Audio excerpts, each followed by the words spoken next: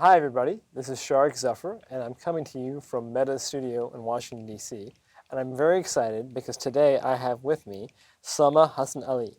Salma is the creator of a terrific initiative called 30 Days, and she's also the author of two really, they're works of art, two books.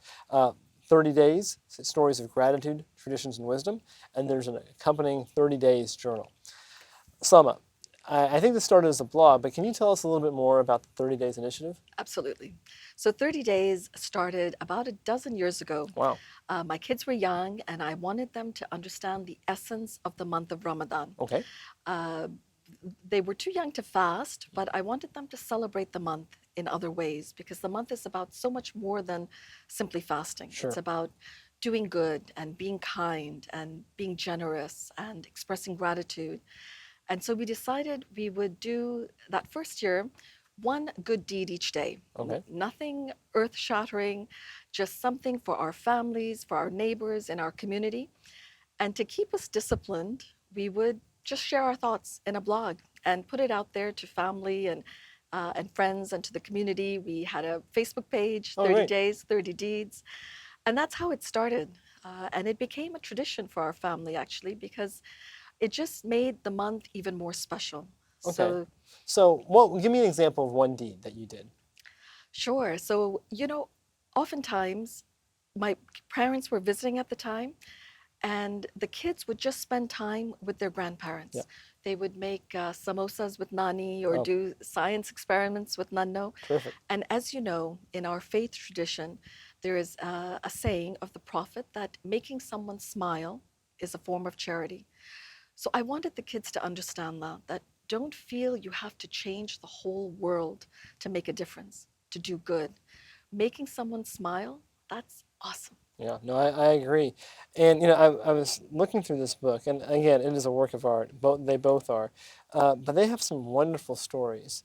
Is there one in particular? And by the way, I should say I'm really glad that we're having this conversation now because Uh-huh. Ramadan or Ramzan, Yep. as we say in Urdu, is just around the corner. But I think what's great about some of these stories is that they're really universal. Is Yes. there one in particular that stands out to you? Uh, there are so many that Sure. stand out, but I'll focus on one theme that is my favorite. So one year we focused on wisdoms from our elders. Oh, And I would just ask people, what is the wisdom that guides them from an elder? One that is sort of at the top of their minds. And everyone had something to say almost immediately. mm.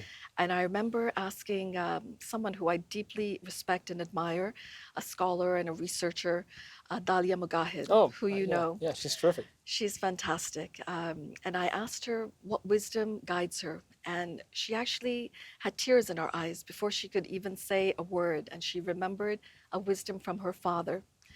And he used to say to her when she was in her early 20s in college um, that if you're not being criticized, you're not doing the hard work. Wow, that's great. And that is a wisdom she carries with her today Yeah. because she is often criticized. We all are about something or the other, and she reflects back to that wisdom from her father, and that really keeps her going. That's terrific.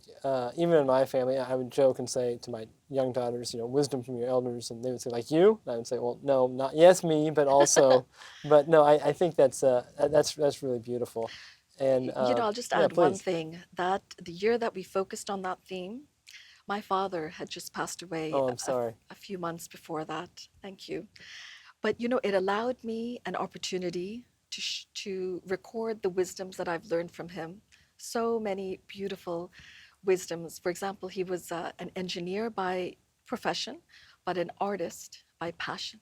And he would see beauty in every small thing, things that we wouldn't notice. Yeah, Milk cartons or the shape of a bottle, yeah. and he would see it as beautiful. In my family, this is really this resonates because my mother actually interviewed my father's grandmother, so my great grandmother, Hmm. just about their life and during partition and Right. things like that. And then also my grandmother, my mother's mother, Hmm. has written this a topic that's very dear to me, which is cooking, and she's written this terrific cookbook, and it's just a way to capture and memorialize someone's life, and then Yes. that and we're all mortal, right? Yes, But this is a way to not to become immortal, but to really kind of live on and keep giving in perpetuity. absolutely. It reminds me of one of the chapters in the book, which is 30 days, 30 recipes. And Oh, these terrific. are family recipes. For example, in my husband's family, my mother-in-law, she has this amazing secret, not no longer a No, secret, it's in okay, the let's book, hear it. Let's hear it. of a recipe, a Burmese dish called kauswe, Oh, which constantly, I yeah. have always wanted to learn how to make. And she shared that recipe with me. It's here and it's amazing. Every time I make it, I have to return to my Sure, book and right. turn to that page Oh, and well, I'm refer checking to it. that out. That's true. Now, look, you have this amazing book. Again, 30 Days of Gratitude, Traditions, and Wisdom. I highly recommend it. But you also have this beautiful Yes. accompanying journal. What was the reason behind creating an accompanying journal? You know, the book is a collection of personal stories. Right. And really, what I wanted it to be is the start of a conversation. I mean, these stories I hope will inspire people, but really, what I hope is that it will help people think about their own stories. I think our stories are the most precious things we have. They are the only thing that is uniquely ours, right? As you said, you know, we're all mortal, but it's our stories that will endure. So the idea behind the journal is for each one of us to capture our own stories. And again, it's called 30 Days. There are 30 prompts. So there are themes inspired by the book on gratitude, traditions, wisdoms, inspiration, reflection. And answer one prompt each day. Take the 30 days of Ramadan or any 30 days, but it's a discipline. Answer one prompt, and by the end of the month, this is your book of I love it. personal stories. And you know, I'll just mention that each of these books has been handmade. Oh, wow. They are, as you said, they're works of art, truly. There is some beautiful art by amazing artists. The book contains art, illuminations, and paintings and calligraphy by an Afghan woman, an amazing artist who exhibited at the Smithsonian. Oh, my. Her name is Sukra Hosseini. And the journal contains art from a dear friend of mine, whose art I love, Adil Abadi. He has his whirling dervishes and some beautiful calligraphy in this. And, you know, as I was saying, our stories are precious.